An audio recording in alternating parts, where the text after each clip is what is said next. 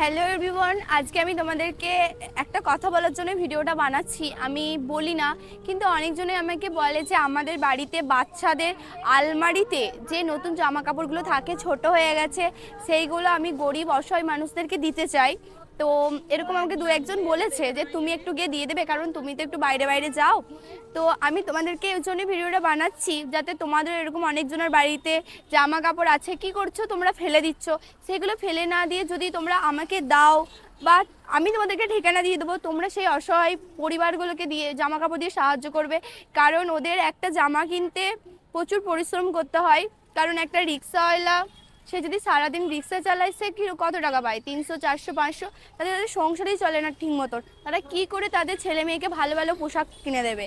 আর তোমাদের বাচ্চাদের তো অনেক অনেকই হয়। তো তোমরা যদি যারা ধরো ছোট হয়ে গেছে, কি ফেলে দেবে ভাবছো, বা কাউকে দিয়ে দেবো, দিতে উপায় পাচ্ছ না, তারা আমার সাথে অবশ্যই যোগাযোগ করতে পারো।